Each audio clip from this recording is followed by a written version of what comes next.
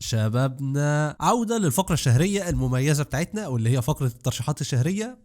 ما تستغربش ان الفيديو ده صوت بس ومش ظاهر بشخصي في الفيديو، لان السبب يعني انا مسافر بره القاهرة فمش هعرف اصور ومعيش الكاميرا اصلا عشان اصور من مكاني حاليا. انا يا دوبك عرفت اخد معايا لاب يمشي الدنيا بدل الكمبيوتر والمايك. المهم من غير ما نطول، معايا ليكم 5 منهوات مميزين جدا الصراحة.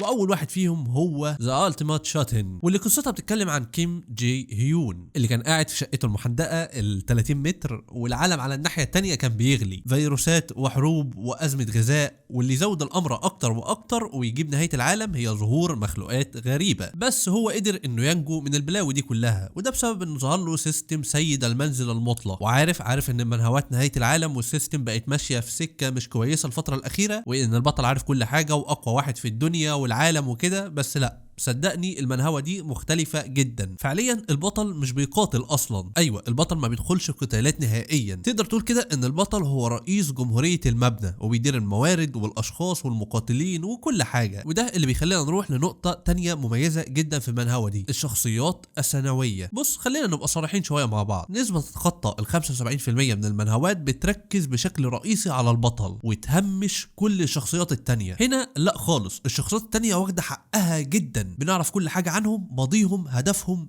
كل حاجة، وبنشوفهم بشكل يكاد يكون مساوي، واوقات كتير كمان بيبقى اكتر من البطل نفسه، وخصوصا لان الشخصيات التانية هي اللي بتخش القتالات مش البطل، فده بيخليك تعرف اكتر واكتر عن الشخصيات الثانوية. وغير كده في حاجة كمان مميزة جدا في المنهوة دي، المنهوة مش وردية، لا خالص. المنهوة بتصدمك في اوقات كتير جدا باحداث صعبه للبطل وللمرافقين بتوعه، واحداث حلوه بتتحول في النهايه لحزن. المنهوة بتحاول تديك فانتازيا، بس فانتازيا فيها بعض من الواقعيه والمشاعر الحقيقيه للشخصيات. ووقت تسجيل الفيديو ده فالمنهوة نزل منها 65 تشابتر ورشحها لكم جدا. واصح بما اننا اتكلمنا عن مشكله الابطال والشخصيات الثانويه في المنهوات، فالترشيح التاني معانا هو لمنهوة ملهاش بطل. منهوة بلاك كوي ملهاش بطل في الحقيقه. البطل الرئيسي في المنهوة دي بيتغير كل عدد من الفصول. هو احنا ممكن نعتبر البطل الفعلي للمنهوة دي هي سمكه، ما تستغربش هتفهم كل حاجه. القصه بتبدا بشخص بائس حزين عنده مشاكل كتير جدا في حياته، لحد ما فجاه تجيله رساله من الكوي الاسطوري واللي بيقول له اتمنى امنيه. وفعلا البطل بيتمنى الامنيه والامنيه بتتحقق، بس في المقابل عشان الكوي الاسطوري ده يفضل يحقق امنيات ليه، فهو بيطلب منه هو كمان مهمات ينفذها، وبتبدا المهمات دي تبقى اصعب اكتر واكتر لحد ما في النهايه تيجي المهمه اللي في مستوى الكابوس، واللي اظن انا وانت عارفين نهايتها هتبقى ايه. وبعد نهايتها بيكمل معانا في الاحداث دي شخص جديد مع الكوي الاسطوري. القصه نفسيه اكتر بكتير من انها احداث، تظهر لك جوانب بشريه سيئه وايه اللي ممكن يحصل للانسان لو بقى معاه شيء لتحقيق الامنيات، وكمان بيديلك تساؤلات كتير جدا. مين هو الكوي الاسطوري؟ ازاي بيعمل كده؟ في الحقيقه يعني هي واحده من المنهوات الجديده اللي برشحها جدا الصراحه. وبما اني قلت من المنهوات الجديده هي لحد دلوقتي وقت تسجيل الفيديو ده نزل منها 21 شابتر لو حسبنا الشابتر 0، انما من غيره فهي 20 شابتر. عادي ممكن تبدا تتفرج من غير الشابتر 0.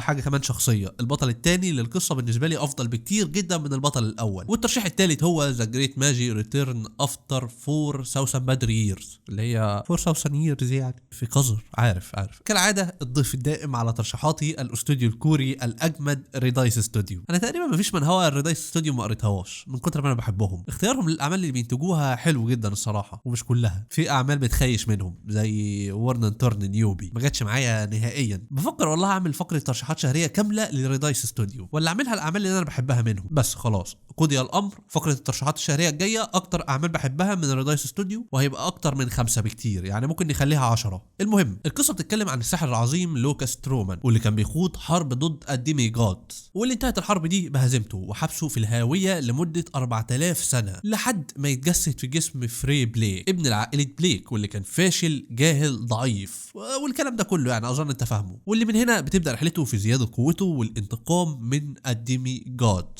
والمنهوة مميزه في حاجات كتير جدا، اولهم الرسم اكيد، يعني الريدايس ستوديو. وعموما الريدايس ستوديو ابدع في رسم المنهوة دي الصراحه، انما القصه خلينا ابقى صريح معاك، المنهوة فيها الحاد كتير قوي الصراحه، فلو هتركز قوي على النقطه دي يبقى ما تشوفهاش. كقصه هي قصه كويسه جدا، انما زي ما قلت لك فيها الحاد كتير حبتين. انما كقصه بشكل عام هي واحده من المنهوات القليله جدا اللي على الرغم اني مخلصها من فتره كبيره جدا كقصه اصليه، هتفهموا قدام ايه الموضوع ده، بس كقصه اصليه انا مخلصها من فتره كبيره جدا. انا فاكر كويس جدا عدد لا باس به من الشخصيات الثانويه في المنهوه دي، فكوني فاكرهم لحد دلوقتي وانا مخلصها من فتره كبيره فده شيء كويس جدا. ايه بقى موضوع القصه الاصليه ده؟ بص يا معلم، القصه الاصليه بتاعتها انتهت في الفصل 200، بس فيما بعد بيتم التكمله بقصه جديده واستكمال الاحداث بتاعه البطل، يعني لحد الفصل 200 قصه، ومن بعد الفصل 200 قصه مختلفه جدا بس بنفس البطل وتكميلا لنفس الاحداث، ولكن في عالم مختلف عن العالم الاصلي للبطل. هي عوالم مختلفه صراحه مش عالم واحد، تقدر تقول كده انهم عملوا ابسكيل للعالم بتاع القصه ودخل في فكره العوالم الموازيه وكده. وقت تسجيل الفيديو ده وصلت ل 242 شابتر، 200 للقصه الاصليه وال 42 فصل للقصه الجديده اللي مستمره لحد دلوقتي. عشان نروح بعد كده للترشيح الرابع، Revenge of the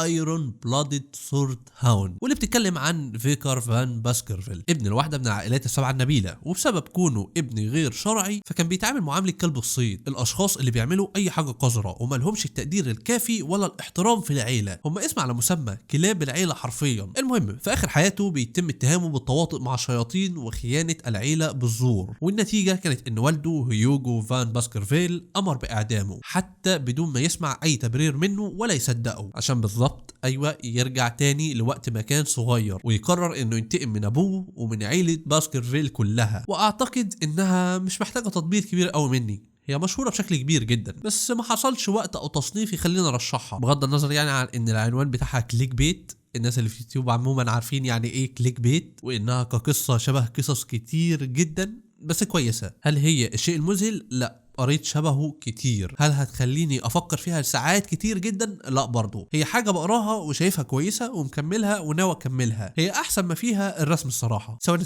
انا افتكرت برضو انها من رادايس ستوديو، والله نستحق الزياره لرادايس ستوديو بسبب التطبيل المبالغ فيه اللي انا بطبله ليهم ده. زي ما قلت لك يعني هي قصه كويسه مقبوله مع رسم ممتاز، والعنوان والقصه كلها كليك بيت، يعني ما تحطش في دماغك الانتقام قوي. ووقت تسجيل الفيديو ده وصلت ل 148 فصل ومستمره، عشان نسيبها ونروح للترشيح الخامس واللي هو ذا إليجمنت وود فورس ويبون، وغالبا انا نطقتها غلط. المهم يعني من نفس الاستوديو اللي عمل سورد ماستر يونجست سون واللي هو كونتنت لاب بلو، وشبهها جدا. هو عموما شكل الاستوديو ده واخد القصه دي نحتايه وبيعملها في كل اعماله. المهم القصه بتتكلم عن ليت شول، ابن غير شرعي واللي اتطرد من العيله بسبب قوته الضعيفه والكلام ده كله، وبعدها فضلت العيله تطارده لحد ما قتلوه. فالمره دي يحصل حدث غير متوقع بالمره، يرجع بالزمن لوقت ما كان طفل عادي جدا ويكمل حياته عادي جدا. يخرب بيت ام العبث، هو باين اني مش طايقها صح؟ بص السبب الوحيد اللي مخلينا نرشحها عموما هي انها سيافه وسحر وكده يعني، بس في العالم الحديث بتاعنا، عكس معظم الاعمال اللي من النوعيه دي اللي على الاغلب بتبقى في العصور الوسطى او عوالم خياليه. لا هنا انت في كوكب الارض عادي جدا وفي تاريخ حديث بنشوف عربيات وكمبيوتر وكاميرات وحرس لابسين بدل وبدل المسدس ماسكين رمح عادي جدا. انما غير كده فهي قصه مد زيها زي سورد ماستر يونجست سون. وقت تسجيل الفيديو ده وصلت ل 72 فصل